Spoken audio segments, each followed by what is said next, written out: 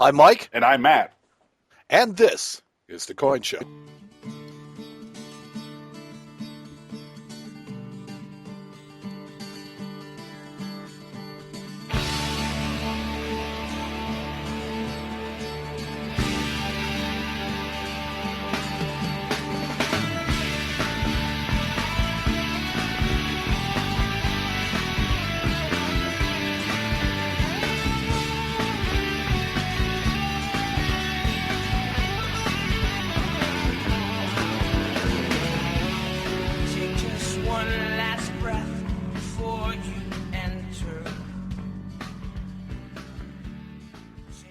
On this episode of The Coin Show, Matt tells us about the world's first mint. We play a game of quarter, half, both or neither. Uh-oh. And we talk about the coolest thing to walk into Matt's shop this week. But first, the news.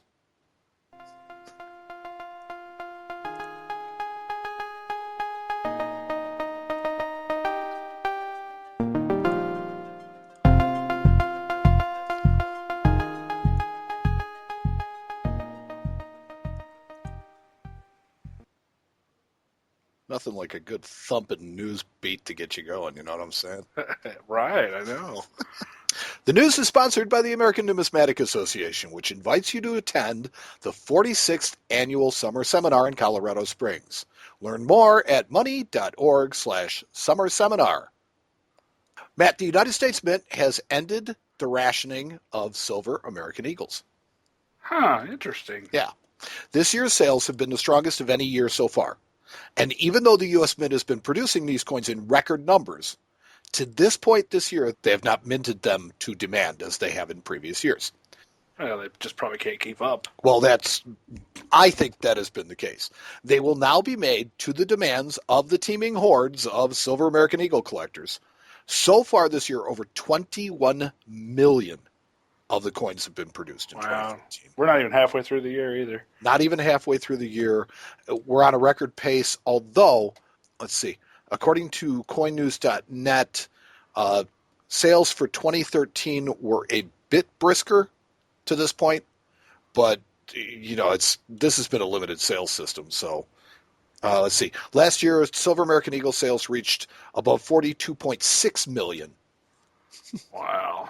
The bullion coins totaled 21,768,500 by May 30th of 2013. So they are, let's see. 21 million for 21.4 million. So last year 21.76 million, this year 21.436 million. So slightly behind the pace, but I have a feeling that things are about to heat up. Well, you know, and as silver creeps back a little bit, more people can go out and buy these coins, and I still talk to people every day that think silver is going to run right back up. So maybe the speculators are playing, and there's a lot of factors going on.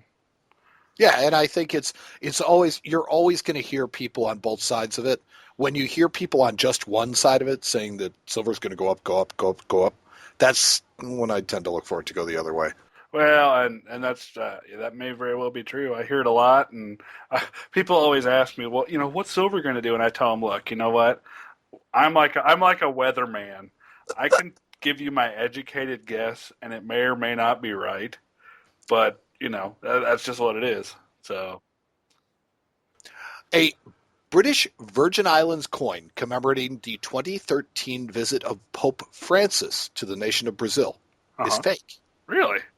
The government of the British Virgin Islands is warning the general public and dealers about the coins found recently in circulation, noting that such a coin was never authorized.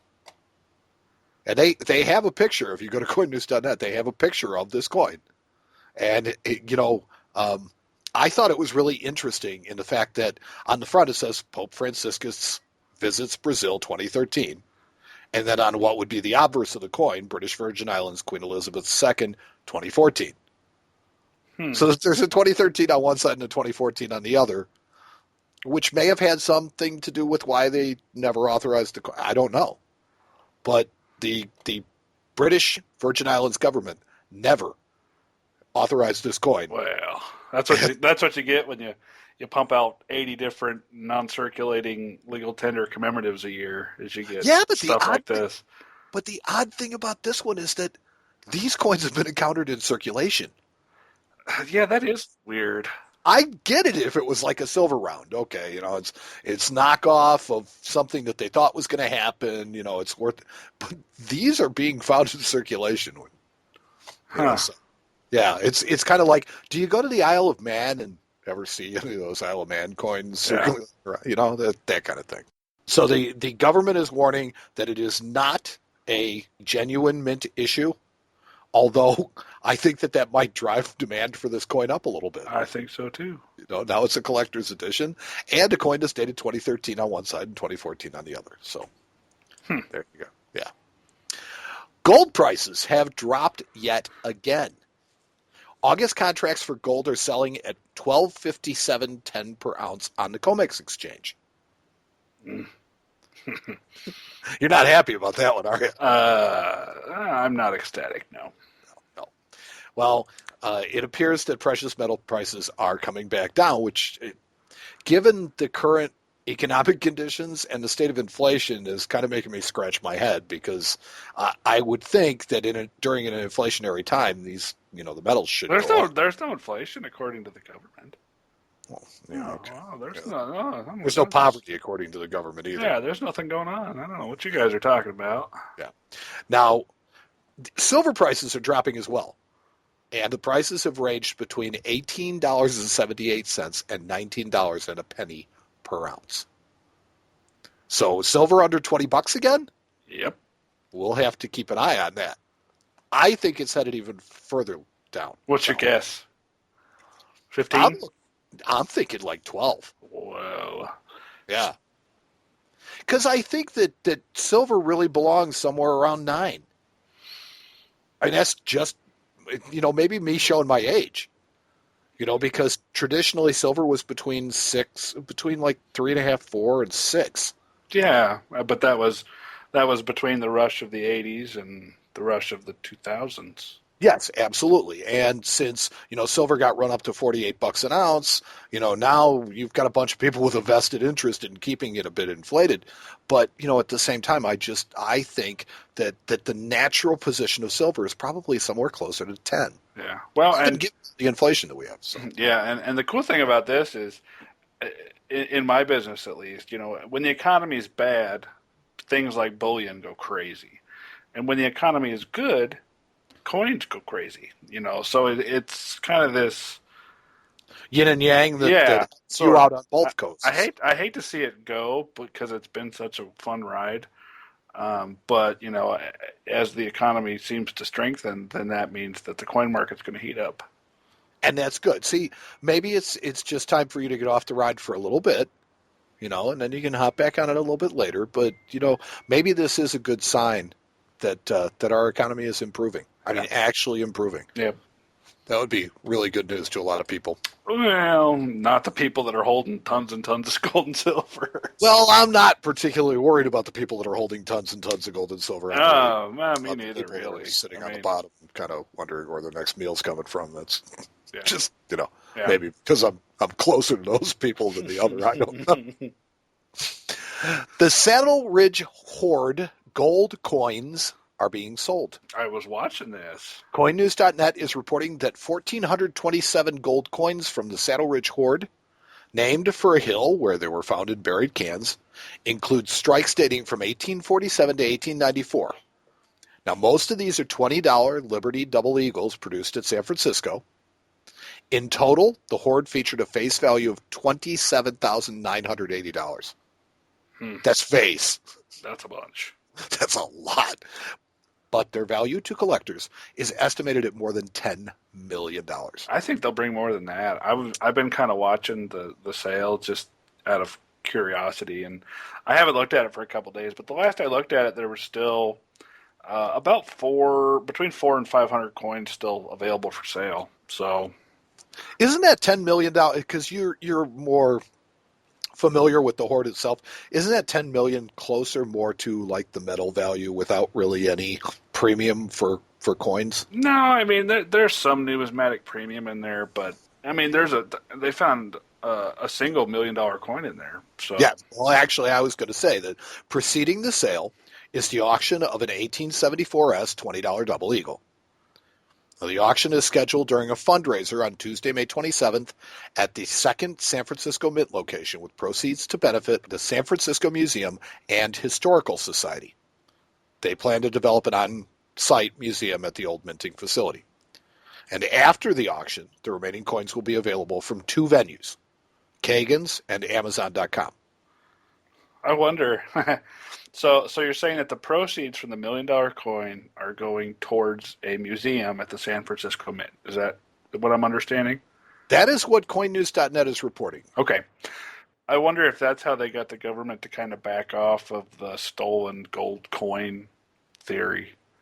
Well, okay, elaborate on the stolen gold coin theory. Well, there were some rumors, and it was never confirmed one way or the other, but there were some rumors that this particular hoard of coins was actually stolen from the mint in San Francisco around the turn of the century by a disgruntled mint employee. Who hid it? Who hid it, and it was I got it. never found. Until now. Well, we don't know that. But right, that's true. The government was pursuing it for a while, and then all of a sudden they said, these aren't those coins.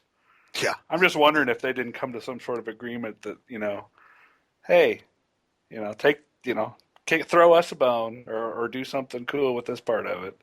Well, and to take it out of the corruption-esque light, that is being shown upon it, I would think that you look at it from a standpoint of it being beneficial to all involved, because the person obviously that stole, the disgruntled mint employee, let's say these are those coins, he's not going to benefit from it at this point anymore. So, for them to come back into the public, for them to be enjoyed by people, the San Francisco Mint gets something, the collectors get something, the owners or the finders get something.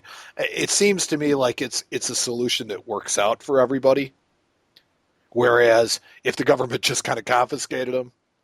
Yeah. No, I don't disagree with you, but I just thought it was kind of interesting that I heard that. I hadn't heard that they were donating that to the museum. So, did you see there is an 1886 S $10 gold piece in the Saddle Ridge hoard that was slabbed by PCGS? MS66. That's a decent coin. A stunning coin. Yeah. Absolutely gorgeous. And that is also featured in the CoinNews.net article if you want to buzz on by and check that out. They've got some really cool video on the site, but I particularly liked this 1886S $10 gold. Sure. Yeah. The latest in the Canadian 20 for 20 program honors the theme summertime and features a young man doing exactly what my mother told me to do a million times, jumping in the lake. Now, that wasn't your mother. That was me. Well, it's been several people, and they haven't been quite as nice as my mother was. But yes, this is a cool design. That this is obviously August in Canada because it's the only time the lakes aren't completely frozen over. So the coin has a mintage of only 200,000 coins. Now, this is less than the previous issues in this series, but the past two issues have not sold out, which is odd. Most of these Canadian programs, particularly, the 20 for 20 program has been pretty popular. I think, personally, that it has to do with the amount of, when they first started this program, there was basically $20 worth of silver in one of these coins. And now there's about $4 worth of silver in one of these coins. So, it's kind of knocked the value down, and I think it's knocked the interest down as well. Yeah. But if you get a nice design on it, they've proven time and time again, Royal Canadian Mint puts out some really cool looking pieces. They sell. Yeah. Oh, yeah. I agree. And finally in the news, the finest 1776 Continental dollar has sold at auction for $1.41 million. This is probably my favorite story of the news, by the way. Oh, well, thank you. Heritage Auctions has auctioned the Newman collection, which included one of only 4 known Continental dollars minted in silver. The coin graded by NGC MS63. Now, the Continental Congress never authorized the minting of those coins. In silver, yeah. Right. But 3 of the 4 coins show evidence of circulation wear. And that isn't really out of character for silver coins of that era. You know, they were traded based on metal value and really not much else. Yep. Especially big coins like this. Yes, and it's thought that the original intent was to replace pewter coins with silver coins. So, they kind of put the pewter coins out there going, well, this is the faith, have faith in us, support our revolution, let's get this done. And then I think the intention was, okay, now we'll go back and replace these. And Congress basically never authorized the coins, so, it kind of fell flat. And they wouldn't mint a large silver coin again until 1794. Right. And that wouldn't really circulate either. Nope. 95s did. 95s yes. did. But, yes, you're exactly right. Yeah. Oh, no, I love those coins. I've always loved those Continental dollars. I've only had one over the years, but... You want to know what's really funny is that when I was a kid in the 70s, with the bicentennial coming up, there were all these, artifacts, things like that, and somebody made a cast copy of the Continental dollar, and it was the correct size. And I remember having one of those as a kid, and I wish I'd have never gotten rid of it. Yeah, well, you know what? I'll tell you. How many do you want? Because I probably have like 3 dozen at the shop. Cast copies? Oh, yeah. We see them all the time because people, think they're valuable. Exactly. People don't understand what they are. They get online, they start searching, they see, oh, wait a minute, the one of these sold for $1 million, so I must have something. Yeah, with that really cool edge device that they have that works all the way around the coin. It's a seam. Yeah. So, I always keep a handful around and say, look, if yours is worth $1 million, well, here's $10 million. So, it tends to work out. But yeah, no, I've been kind of sort of wanting to stock one of these here lately, so won't be that. You mean one of the real ones? One of the pewter ones, yeah. Yeah. I think that'd be a neat addition to your shop. I've like I said, I've had one before and it did not last very long, so I would be willing to bet that you bringing it in is not the coolest thing that walked in, but I would still venture to bet that it would be the coolest thing. It probably would be, yeah. It would be the coolest thing that I bought.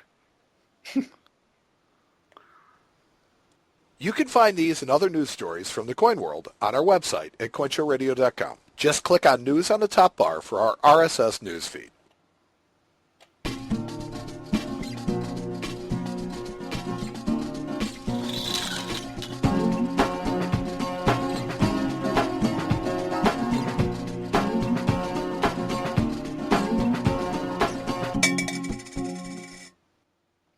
Are you looking for the best education in numismatics today?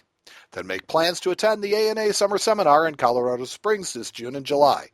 Courses are filling up fast for the 2-week educational event.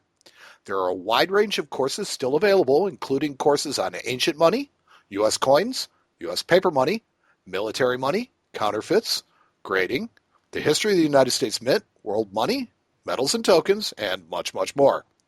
Also, be sure to check out the Digging for Dollars class sponsored by eBay. This one-day workshop on metal detecting will be a hands-on workshop taught by the stars of the hit TV show Diggers, our friends. Learn more about Summer Seminar and get registered today at money.org/summer seminar. Matt, we typically are very concentrated on the coins of the United States. And when we venture outside of that, a lot of times the coins of North America. And when we venture outside of that, current modern world coins. Yep. And you have decided that you are going to enlighten us on something entirely different. Exactly. As I was looking for motivation this week, I was sitting at my desk and I was thinking, what do I want to talk about this week? And I looked down at my desk and there was an ancient coin. And I thought, that's interesting. So I typed Definitely different. Well, I typed into Google, where was the world's first mint? And, just kind of, because I didn't know the answer. So I figured most of our listeners probably wouldn't know either. So I figured out what it was and started doing a little research. And I guess this is what we're going to talk about tonight. Well, I'll tell you what. We get people that ask all the time, it's like, would you guys please talk about something else? Or would you talk about, foreign coins? Would you talk about ancient coins? Would you talk? And it's like we don't tend to venture too much into those venues, mostly because it's just not necessarily the strength of our expertise. But every once in a while we find a little nook, a little cranny that Matt has some interesting knowledge on, and take an opportunity to exploit that a little bit. Well, we try. Um, Coinage as we know it was, for a lack of a better word, invented in the 7th century BC in the Black Sea region of northeast Greece, which today is actually Turkey. And in this particular part of the world, there was an alluvial flow of gold and silver mixed together, which yielded a metal known as electrum. I had never heard of electrum before. I've never heard of an alluvial flow. Well, alluvial flow means it basically just comes up out of the ground, or you can find it easily. Okay. So it was a vein that basically surfaced. Yeah, basically. I mean, they had a supply of this particular stuff they called electrum, which was really just gold and silver mixed together. Which is very common. Yes. It's very common that gold and silver are they're not really alloyed together, but they come naturally. They occur naturally in a compound. Yeah. And they called this electrum. Now earlier to this and before this time, gold and silver had been used by other civilizations such as the Egyptians and the Mesopotamians. And basically, they used this to store wealth, and they did trade with it, but they really never put it into a coin form. It was just always in a bar, or I'm not even sure that they used bars, but it was always in a form other than coins.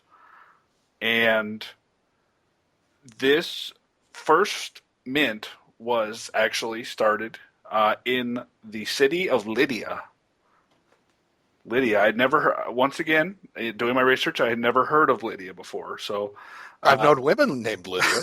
A couple. And they're nice ladies. They are very nice ladies. But yeah, the first mint as we know it was in the city-state of Lydia. And they struck early coins, and they were round, and a lot of the times they just had a design on them. Such as a square with a hash mark in the middle, or as time went on, they got a little more complex. You would see animals and, Now, to be fair about you commented that they're round. They're round, but they're still crude. They're round-ish. Yeah, they're like beads. Yeah. They're like pebbles, or is really more the way I'd describe it. It's smooth all the way around, but it is not what we generally think of like a disc. Yeah, like we think of today's coins. Yes. And as we had mentioned, they were using this metal called electrum. They quickly found that the drawback was that this alloy was really not always consistent. So it kind of left a degree of variability in the coin's intrinsic value, and it made it harder to use in the marketplace because you would have one piece that was, had more gold in it. You had one piece that had less gold in it, more silver. So they really weren't worth the same for these people that were used to seeing gold traded and silver traded. So it wasn't really standard. It wasn't standardized. That's exactly right. Now, Croesus of Lydia was the first king to actually refine gold and silver, and issued coins in both gold and silver around 560 BC. So this is a long time ago. This is a really long time ago. Now, these were struck, I would imagine, with hammers. Pretty much. Hammers and anvil-looking things. I've kind of seen, and they would get them, kind of red hot and drop them in there and just bang, whack them, and there you go. Well, that was it. There's your design. There's your design. And the cool thing was Croesus actually began refining his gold to about 98% purity. And then he was able to refine his silver to a similar purity. And they use these silver coins for smaller transactions.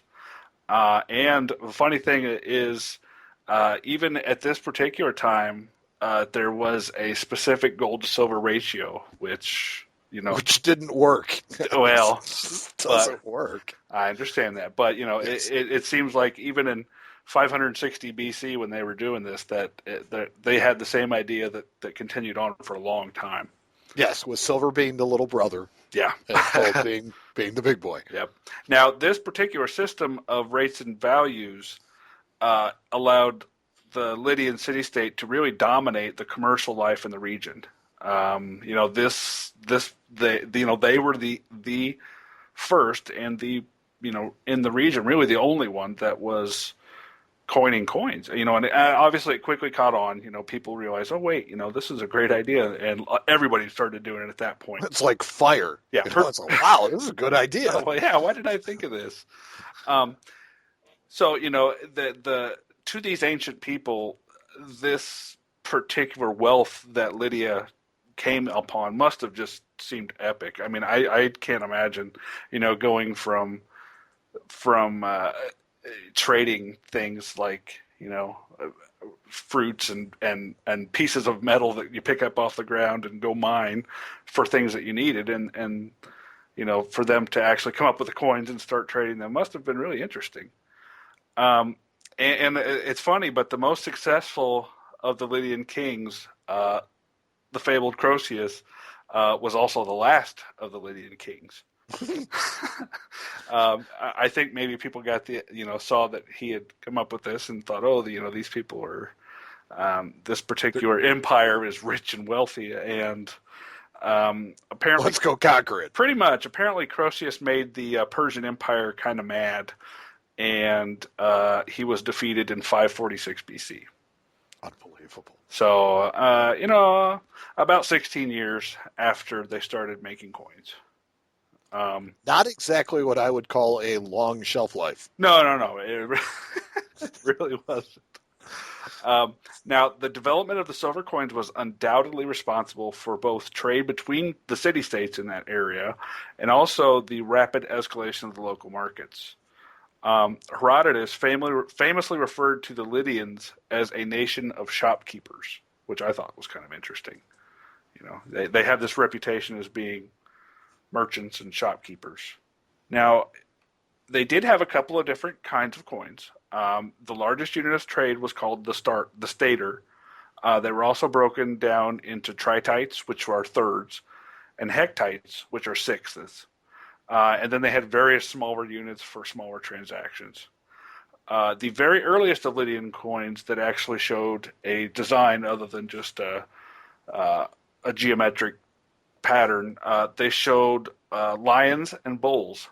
And bears, oh my. and some of the larger coins actually showed the lion and the bull engaged in battle. It's not really entirely understood what this symbolized, but it's likely that it symbolizes the lion symbolizes the Lydian kingdom, as the master, the dominant, and the bull represented the supreme god of the Greeks. Or turkey. Pretty much. Yeah. And the fact is that the lion is really usually very well done on these particular coins, and the bull is kind of cartoony, which kind of leads to the fact that maybe it was a mocking of sorts. So it's your opinion that the better design of the two was meant to symbolize them, and the others were meant to symbolize they were cruder because they didn't have an affinity for them. Yeah, and I mean, and if you think about it, a lion attacking a bull is probably may have been something that they witnessed quite often. I was going to say I'd sell tickets to that. I'd love to see that. Well, and in the lions, I'm guessing almost always won. So you would think that if you were going to represent yourself with a creature, a lion would probably be a pretty good one. And their technology of the time really didn't allow for a whole lot of intricacy within their design. So, the fact that they were able to make these with, really legible, clear identifiable, images, sure.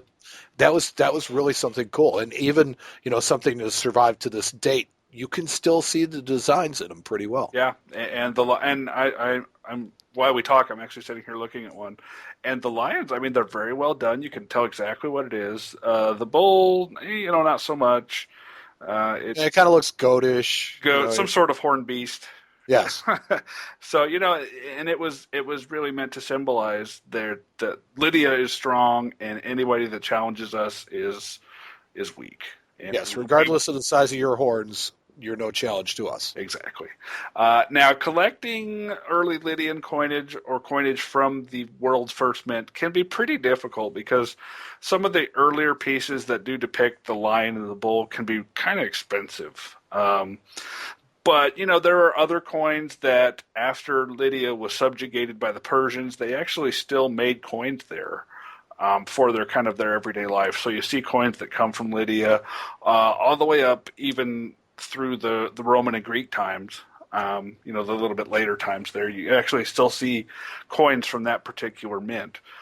So you can still find them. They're not that expensive. If you get on eBay and you do a search for just even the word Lydia in the coin section, you'll be able to find all sorts of different examples. And some smaller silver coins can be had for, 75 to maybe even $200 or $300 for a decent example. So they're definitely affordable. Like I said, some of the early stuff, not so much. They can quickly get into the four figures. But they're out there and they're available.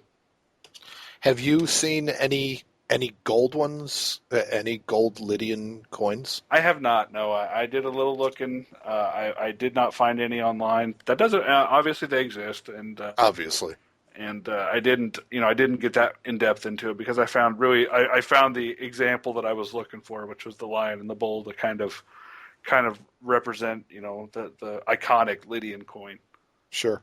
I would imagine that something that is gold from that long ago would really be quite, interesting to have. I'm sure they're very, very, very expensive because, like I said, the silver coins are. I saw one really choice example for around $8,000. Wow. So, yeah, and this is for the kind of the bead looking coin that you were talking about, but with a good, nice centered design. I guess that would make the gold ones a little cost prohibitive. That was my understanding.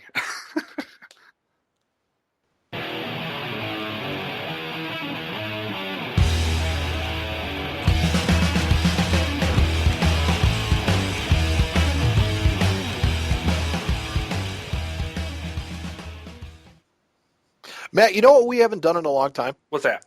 We haven't played a game. Oh God, I hate these. I know. That's why I love them so much. I know. No, it's like people, they like to play along at home. They like to do this. I like to write the games. I knew you were being. I knew something was up this week because when we got on to record, I always, I get in and check out what you're doing and look at the files that you post to our super special secret coin show back room, and I did not see anything, so I knew that something was up. So you kind of look it up, waiting for something to drop on you, huh? Pretty much, yeah. Okay, well, we're going to play a game of quarter, half, both, or neither. Oh gosh. This is the game where we test Matt's and your knowledge of United States commemorative coins. Now, I'm going to name an image, and I want you to tell me if it has appeared on a United States commemorative quarter dollar, a United States commemorative half dollar, both, or neither. Okay. So this should be fun, shouldn't it? Yeah, I'm going to try hard. I think you're going to do very well. We'll I've find assembled a list of images that may or may not have appeared on U.S. coinage, and Matt will provide us with the answers. So my choices are quarter, half, neither, or both. Right, quarter, half, both, or neither. Okay. So as an example, if I were to say Mount Rushmore, Matt, what would you answer? Well, Mount Rushmore has been on, I think, both. Yes, the correct answer is both. Mount Rushmore appears on the statehood quarter for South Dakota, the America the Beautiful quarter for South Dakota, but it also appears on the 1991 Mount Rushmore commemorative half dollar. Mm-hmm. So are you ready? As ready as I'm ever going to be, Mike. Okay. A queen. A queen. Well, A queen. Queen Isabella was on the quarter, so definitely a quarter. But I can't think of any queen ever being on a half, so I'm going to say just a quarter. And you are absolutely correct. Queen Isabella appeared on the 1893 Queen Isabella commemorative quarter. Very first, one of the very first, because the Colombian half was the first, but second commemorative coin issued by the United States. Yes. How about a king? A king. We had a queen. How about a king? Well, quarter or half. Both or neither. I can't think of either, so I'm going to say neither. King Kamehameha Oh. is on the Hawaii statehood quarter from 2008. How soon you forget. Yeah, well, you know how much I love state quarters. Yes. And thinking about kings, let's move on to our first president, guy who didn't want to be king, George Washington. Well, obviously George Washington is on pretty much every quarter that's been made since 1932. So, But we're talking about commemoratives. oh, we're just talking about commemoratives? Just commemorative half, commemorative quarter, both or neither. Well, he was definitely on the commemorative half. Definitely on the half. As far as commemorative quarter, he was on both because he was on the New Jersey. He was standing on the boat. He was standing on a New Jersey quarter, and if that wasn't enough, the 1932 quarter was actually supposed to be a commemorative. Oh, yeah, see, there you go. And so George Washington is on both. Yep, because he was on was it 86 commemorative? Yes, half? the 1982. 82. Oh, I was thinking of the Olympic. It was the very first of the new commemorative halves when we went back into that mired. Yeah. Abraham Lincoln. Abraham Lincoln was definitely on the commemorative half. Was on the Illinois. Yes, he was on the Illinois, the land of Lincoln. And I got to think he was on one of the state quarters, so I'm going to say both. Yes, he was on The Illinois state quarter? many different ones to mention. Yes, he was on commemorative halves, commemorative quarters. He was on actually several of them. Yeah. How about an anchor? An anchor? An anchor. Let's move away from people for a little bit. Well, I definitely can think of ships on several state quarters, so I'm going to say that there's definitely a quarter with one because where there's a ship, there's an anchor. Well, I will tell you this: there's a lot of ships, but I couldn't find a ship that had a visible anchor. However, the Providence, Rhode Island Tercentenary half has a anchor as its main. Yeah, theme. well, I had known that one. I was trying to justify the quarter. I hadn't got to the half yet. I was trying to figure out if there was a quarter that had. I jumped ahead of you. On that. It's fine. So, yeah, mine would have been both, but obviously, okay. Well, it was just a half. I wasn't right. No. How about an owl? An owl. There's definitely an owl. Well, but it's. I love this game already. I'm thinking. When I think owl and coins, I think of really only one American coin that had any owl on it, and that was the $50 pan pack slugs. Because there's definitely an owl there. I'm just trying to think. And just as an aside, there is an owl on the $1 bill. Oh yeah, that little in the corner. Yep, he's hidden in the microprinting, but he's there. I can't think of either a half or a quarter, so I'm going to say neither. Neither is correct. It's... Although one appears on the pan pack gold slugs. Yeah. That's correct. Yeah. A Spanish galleon. Spanish galleon. Yes. Well, I'm definitely. Speaking of ships. Yeah. Right.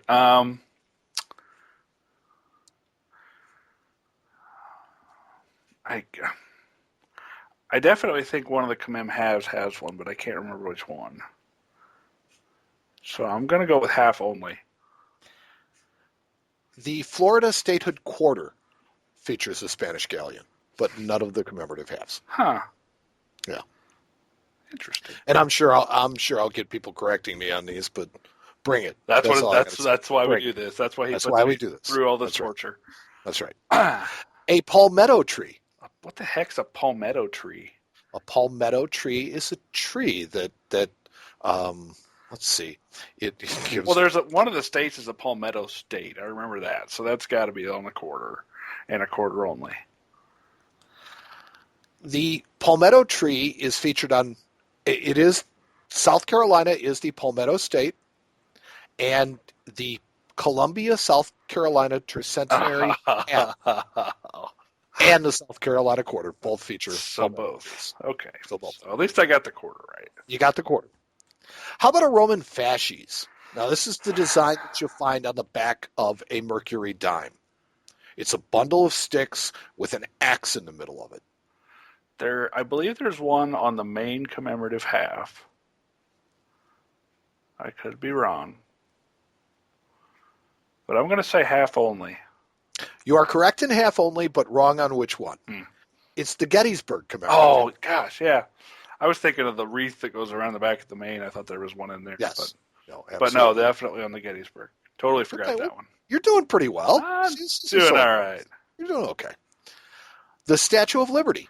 Statue of Liberty is definitely on a commemorative half. And it's on the New York State quarter. So both. That is both. You are absolutely correct. Okay. A piano player. Piano player is definitely on a quarter. It's on the, I can't remember which state it is. Washington, D.C., maybe? Duke Ellington? Yeah, it is Duke Ellington.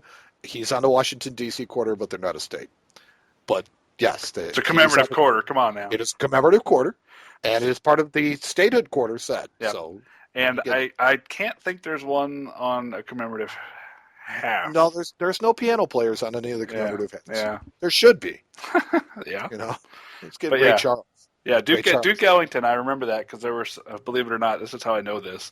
There were some double die obverses on those, and I spent about a week looking through Duke Ellington quarters trying to find Did you find any? No, of course not. I looked through like 1,000 of them. That was like me looking for 1995 double die pennies. Oh, Lord, I did that too. God, I went blind doing that. I had bag quantity to go through. Awesome. That's 1,000 pennies. Yeah, I was like 12 years old. And 5,000 pennies. Yeah. I was like 12 years old, and the guy that used to run our coin shop had bags, and he's like, Matt, you want something to do? Go through these. Find this for me. Didn't find a single one.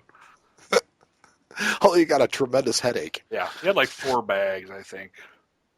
How about a drummer? Drummer's definitely on the bicentennial quarter.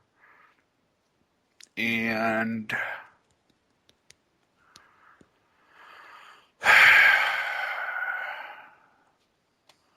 I want to say there's one on a commem, but I couldn't tell you which one. So I'm just going to wing it and say both. You are correct. Yeah. It would be the Civil War commemorative $50. Oh, yeah, good call. Has a drummer on it. Yep. Very cool one. Yeah. How about a mountain lion? Mountain lion is definitely on a classic commemorative half.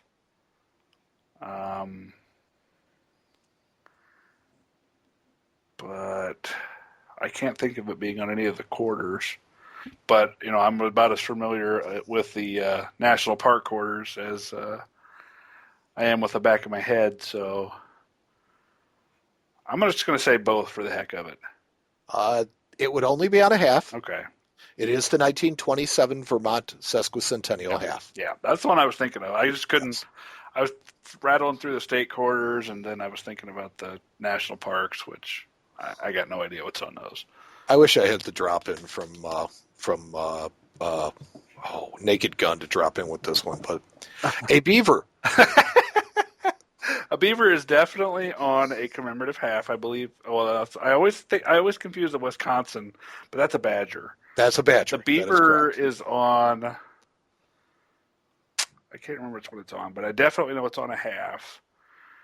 And as for the quarters, I can't think of one, so I'm just going to say half only. The Albany $50, the classic commemorative Albany $50. A ballerina. I love these deep, heavy sighs. Well, it's my thinking.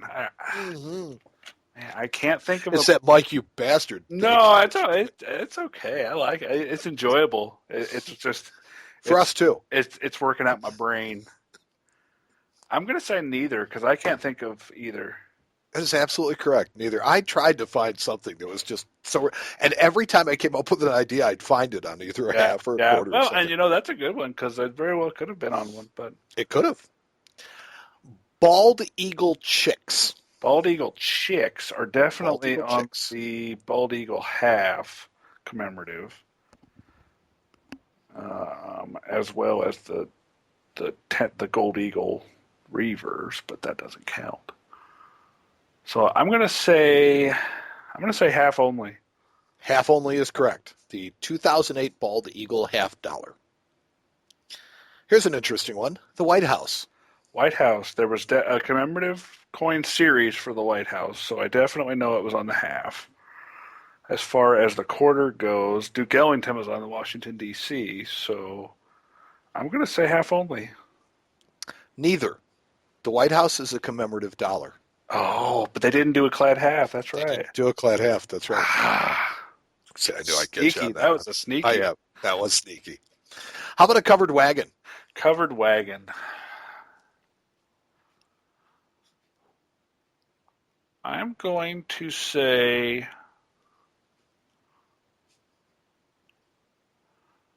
half only. And I'm going to tell you that this is on my very favorite classic commemorative half dollar, Mm-hmm.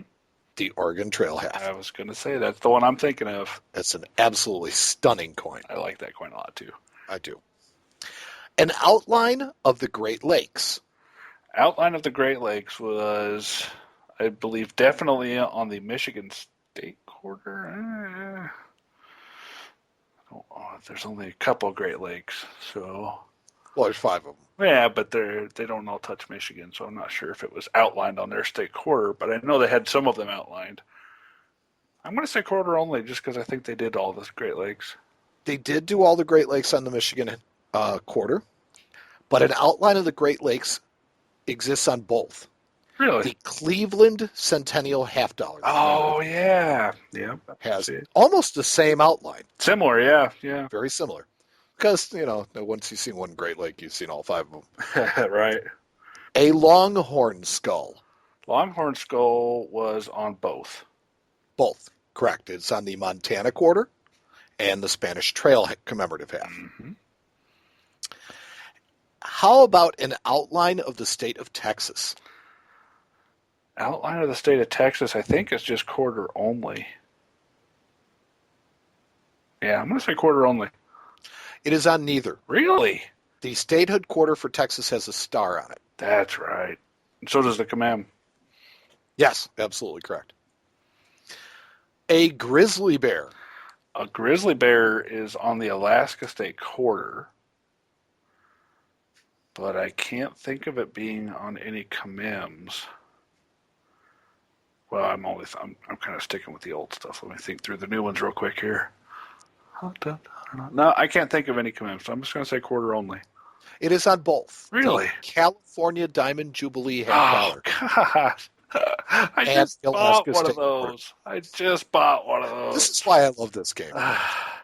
You're going to make me pound my head against the table here. That's the idea. If you don't have a bruise on the front of it by the time we're done. How about the space shuttle? Space Shuttle was on the Florida quarter, and I want to say it was on the. Did they do the half though? The Columbus reverse, but I'm not sure they did a half. I'm going to say both, but unsure. Well, come on, you got to pick a lane. I'll say both. Okay, well, you'd be wrong because it's only on the Florida quarter. Yeah. It's out of the question for the classic commems because Space Shuttle didn't exist then. Yeah, I was thinking of the modern stuff, and it's actually on the back of one of the commems. I think it was I want to say Columbus, but that's not right. It was the Space Shuttle Columbia. Yes, we had one of those. Yeah. How about Marines planting the flag on Iwo Jima? Planting the flag on Iwo Jima was definitely on a dollar, the Marine Corps dollar, but they didn't do a Marine Corps half, so I can say not there. The World War II may have had it. So I'm going to say half only. And I will tell you it's neither. Neither. It's on a commemorative dollar. Yeah. Just the Marine Corps commemorative dollar. Like, I was thinking about the World War II commemorative set because they did do a half there, but I couldn't remember what Yes, was they did. Yeah, they did. And I placed a couple of these in here that I specifically misled you in, by giving you images that were on other coins. And it's funny.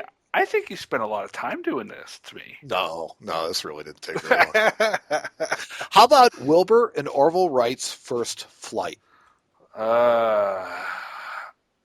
Well, it's definitely on the North Carolina corridor, and they did a commem for them that I'm fairly positive had a half, so I'm going to say both. The 2003 first flight half. Yep. And the North Carolina quarter. Yep. Both feature Wilbur and Orville Wright's first flight. How about a rendition of the Mayflower? The Mayflower. Rendition of the Mayflower. Okay. Well, the Mayflower. We'll just, the Mayflower. There's a lot of ships on. Yeah. I'm thinking that I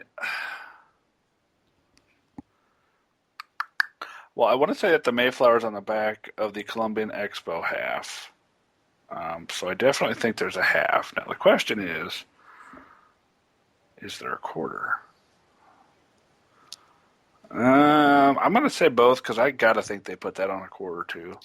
Now, I will tell you that although it has appeared, the Mayflower appeared on the 1920 and 21 Pilgrim half dollar. Oh, okay. The Pilgrims came over on the Mayflower, not Columbus. That was Nina, Pinta, Santa Maria. Yeah. So that's a half only. The Liberty Bell. Liberty Bell. Well, it's on the standard Franklin, but that's not a commemorative. That's not a commemorative.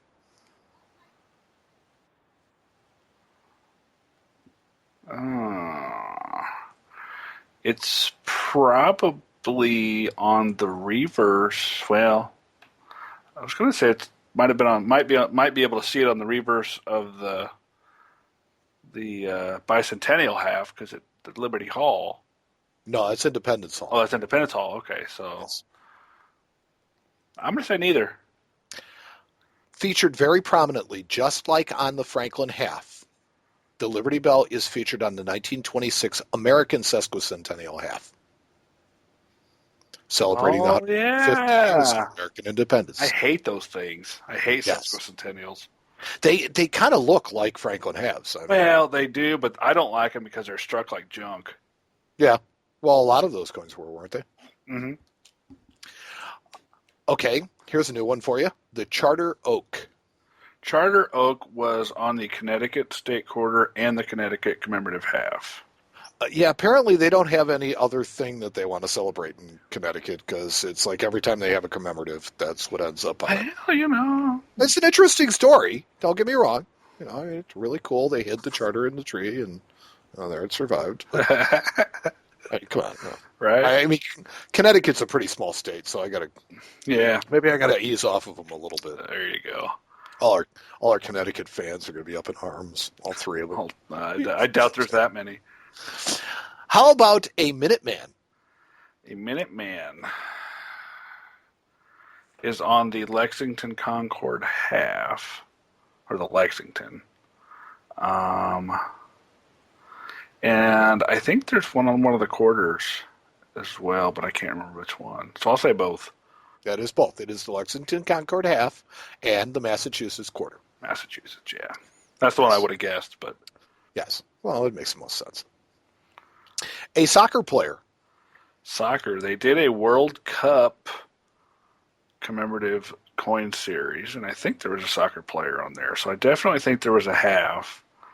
And as far as the quarters, I can't think of one, so I'm just going to say half only. Half only. The 1996 World Cup half dollar. Not a trick question. That actually was on a commemorative half. It sure was. And it's a modern commemorative half, so I was a little surprised that you got it. But Independence Hall. Oh, we just talked about this. Kind of. Kind of, sort of. So it's definitely on a half, as we've already discussed. And you do consider bicentennials commemorative, right? They are commemoratives. Okay. That is correct. I'm just checking. No, when you nailed drummer, I actually changed my answer because I had half only, and you are correct. The bicentennial coins are definitely commemorative. So I got you, sucker. Yes, you did. Okay, so definitely on the reverse of the bicentennial half, and Independence Hall. That I want to say there's a quarter, but I don't. I can't think of one, so I'm just going to say the half only. Half only is correct. Ding, ding, ding. Yeah. Okay. How about the Vietnam Veterans Memorial? I'm going to say neither because I know there's $1, but there's not a half. You're getting slick to these. You're getting onto my trick questions. They appeared on the Vietnam Veterans Memorial appeared on neither. Yeah, I would have got that one either way, but okay. A buffalo. A buffalo. Not the city of Buffalo, but a buffalo, a bison. A bison itself. There's definitely a bison on one of the state quarters. Couldn't tell you which one because I don't care. Now the classic commems. I gotta think there would be one. I'm just gonna say both. It only appears on quarters. It appears on many different quarters. And other denominations, as we've found from $50 gold all the way down to $1 silver coins, but no commemorative halves. That's silly. Why wouldn't? I know it is one of the most American icons there is. Well, I mean, and at the time that they were producing the majority of these commemorative halves, guess what they were making at the same time? Buffalo nickels. Yeah. Yep. Absolutely. Interesting. How about two Confederate generals? Definitely on the Gettysburg. Well, no, that's not two Confederate generals. I thought that was two generals, but not necessarily Confederate. Two Confederate generals. I'm going to say neither because I can't think of one. Two Confederate generals appear on the 1925 Stone Mountain. Oh, yeah. Good call. And finally, I'm going to put you out of your misery. Oh, Jesus, please. A parrot. I can't. Well, no, I take that back. There is a parrot on one of the territories quarters, Puerto Rico, I think. I'm going to say quarter only. It is on a Puerto Rican America the Beautiful quarter, the El Yunque. Whatever. I knew it National was on Park. Puerto Rico. Yes, but you nailed it. So these are but a few examples I found in the latest version of a guidebook of United States coins. Now, if you think that the Red Book is all about values, you're really missing the best part of the book. It's loaded with cool information and fun facts that make for fun games to play with your coin club or your fellow collectors. And it makes for making your friends look like idiots. Sometimes I don't need a game for that. That's true.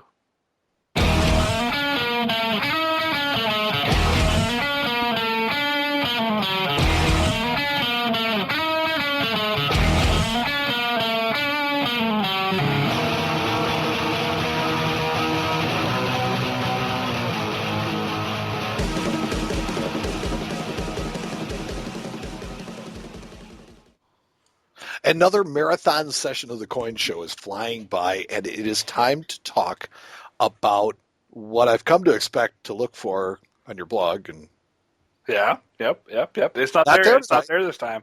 Not there this time. You're not going to let me cheat. So, Matt, now you're going to have to inform me.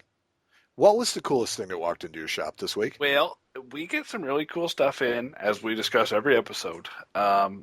This last week, the coolest thing that walked in is actually not something that I bought. It is something that was put on consignment with us from one of our really good customers. And I just have to highlight it because it's so stinking cool. And what it is, and it's funny that you dropped some commem action on me tonight, but the coolest thing that walked in the shop was a complete 50-piece United States commemorative typeset in PCGS MS65 to MS68.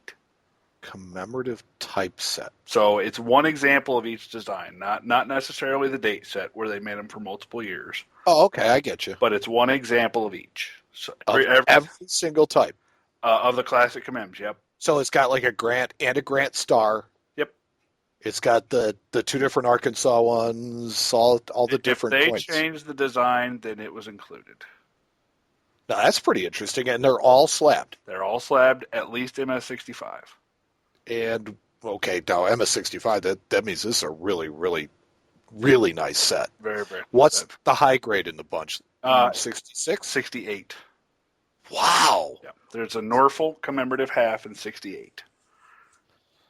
68. What year is that from?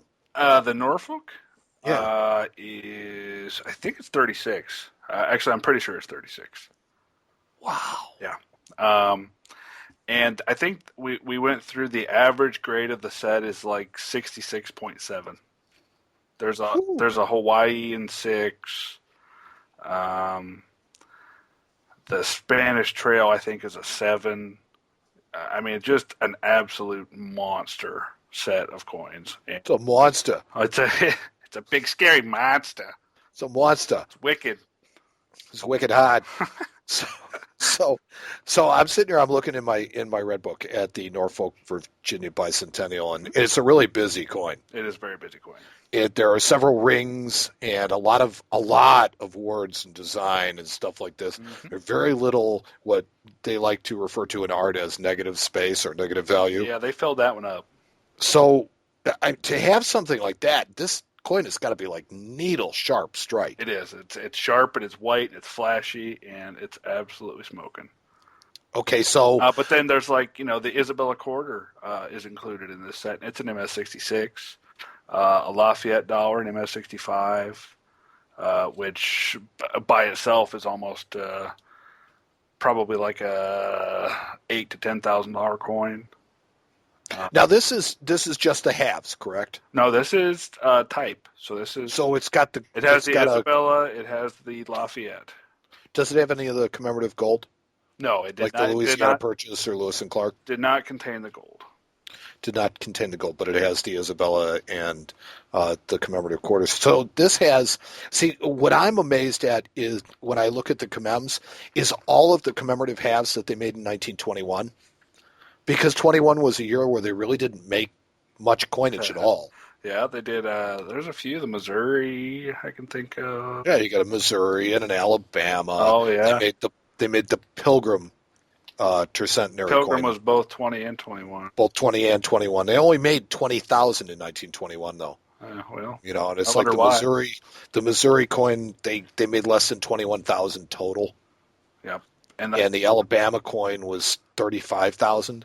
Yeah, yeah. I mean, it was a really fun set to and the cool thing is we actually helped this customer with some of this set. Obviously, these aren't coins that come in our store every day, but a few of the coins did come from us. So that's always nice, Well, there's a couple of these coins that could have been the coolest thing all by themselves. Exactly, and to have the group together is really, really neat. And I'm really honored that he chose us to try to help him move these coins. And now, I would assume that this is going to have quite a considerable price tag attached to it. Yeah, it's let's just say that it's just a hair under 6 figures. Okay. So but when you think about the condition of the coins and what's going on with them, that's yeah. I mean, our asking price for the set currently is $99,500. wow. So if you got an extra $100,000 laying around, you want to have a really cool set of coins. It would take to, and actually, I think this set is registered in the PCGS registry. I think it's the number 10 rank set. So you can automatically vault yourself right into the top 10. You can move up the chart with a bullet. Yep. Yeah. So do you honestly think that it's going to be on the market for a long time? I mean, is this something that I understand that when you're talking about something of this magnitude with this type of a price tag, you have to have the right buyer. Yeah, the right guy's got to come along. But that being said, do you think that right buyer is going to be really difficult to find?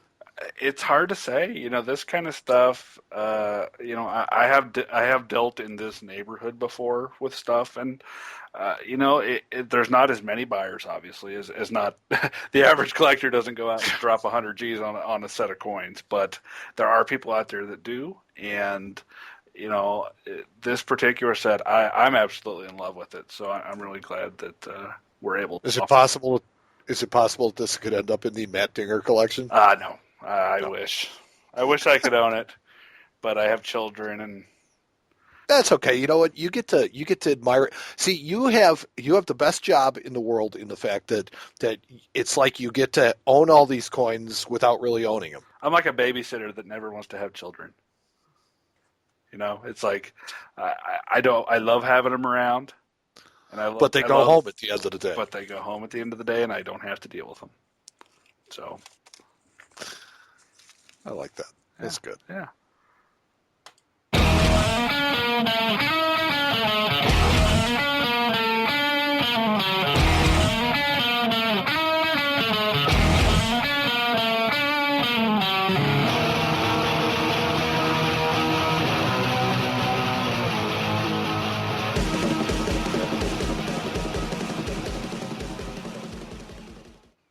We would like to thank our contributors, the Facebook friends, Twitter followers, people who follow our blogs, people who wrote to ask questions, or people who have in some other way inspired us. Our thanks to the great folks at the American Numismatic Association for their support. Visit them at money.org. The new money.org is coming sooner than you think with lots of neat features and surprises. Our thanks to Tony Alvarez and the Tony Alvarez Band for our theme music. Visit them at TonyAlvarezBand.com. We'd also like to thank the Coffin Cats for their musical contributions, which are becoming more and more plentiful all the time. Yeah, especially this episode. Wow. Yeah, we're rocking Coffin Cats. You know what? They're headed across the U.S. and they're doing a tour right now. And they told me when I met with them that they really enjoy just kind of listening to us as they're heading across country. So you know what? Go guys. Those guys know what's up. You do what you do. Yeah. Visit them at coffincatsrock.com. And it will continue to work on some more new music for them so people will stop complaining about the bumpers. We'd also like to thank May Otley for our bumpers and her continuing help. And as always, a big thanks to our intern, Taylor Webb. And while those people are important contributors to this show, their importance absolutely pales in comparison to you, the listeners, without whom this entire endeavor would be completely pointless. It would be. Do you realize that I've said that every single episode we've ever done? I know, and it's really funny, but it's true. It's true. Yeah. Yes, it is. We love every last member of our audience, and we love our audience contributions even more. Send us your thoughts. Email us, Mike or Matt at coinshowradio.com, or you can also ask us questions. Every once in a while, we even check that. Send the questions to questions at coinshowradio.com. Visit our webpage, conveniently located at coinshowradio.com. There you will find Matt's articles or my book reviews. On the book review page, you'll find links where you can purchase them on Amazon.com. Purchase all of them, if you can, today. Every single one. Every one. We also have pictures and bios if you're interested in knowing what we look like, or if you want to create internet memes, dartboards, want to make fun of us, or, just see what we look like. Or you can also visit our listener map, and there you can place a pin in it and show us where you live. The winners of the contest this week are all of the Cred Idiots who wrote and asked for an ANA membership. Cred Idiots? Cred Idiots. You remember that? Oh, yeah. We gave away more memberships last week, and they were all courtesy of the American Numismatic Association.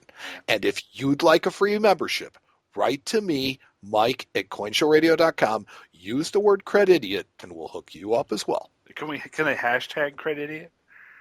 You know what? I'm still waiting for somebody to hashtag Cred Idiot. Although I got some interesting mail asking about it, I will tell you that I responded to this particular listener that there was a show on HBO in the 1980s called Not Necessarily the News. And there was a gentleman named Rich Hall, and he would come up with these odd terms and give them names, and he called them sniglets. And you can go and find books of sniglets, but Cred Idiot was the one that just stuck in my head from all these years. I've always liked it because I am a Cred Idiot. I watch the credits in movies. I do all this. You're that guy that I sits in the am. movie I'm that theater. guy. That the guys that are waiting to clean out the theater are sitting there going, God, can you please just You're leave? like, who was the secondary unit supervisor for this particular movie? No, I'm more interested in who the key grip is. Oh, And I like reading the any thank yous. no at the end how they say that it is all the characters are fictitious Oh yeah, and any representation of any person real or imagined is completely coincidental. I'm sure they It's at had to the end of worry about that in movies like Cowboys and Aliens. You know, sure just put that out absolutely. Check out Matt's new all check out Matt's new blog all about all of the cool stuff that walks into Matt's shop at whatwalkedin.com. Feel free to stop by and give him some feedback. there. Yeah, He needs people it. have been posting. So People have been posting. yeah, They're liking your blog, and they should be because it's a cool blog. thanks. Like our page on Facebook. Come and comment on one of our posts or post something of your own. Just try and keep it coin related. You can find us either by searching The Coin Show or Coin Show Radio. Follow us on Twitter.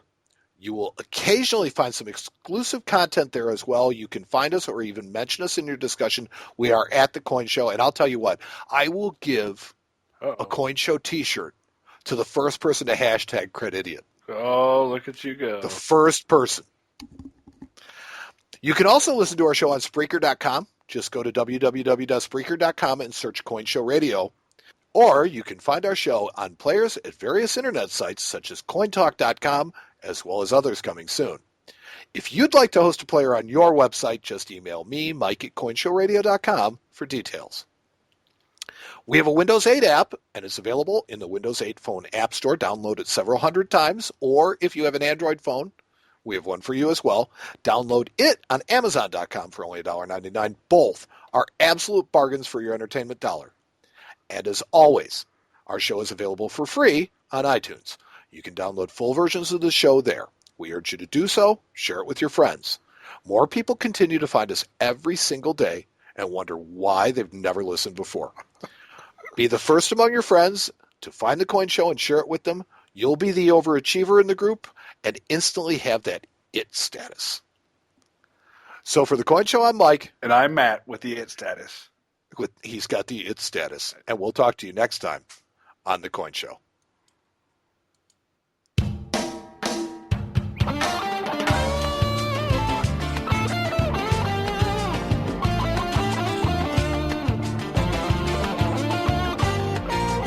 I can tell by the way you look at me that it will not be forever, but that's all right with me. But tonight. So Oh, when you said you were like the weatherman, I was like, people flip you off at home? no.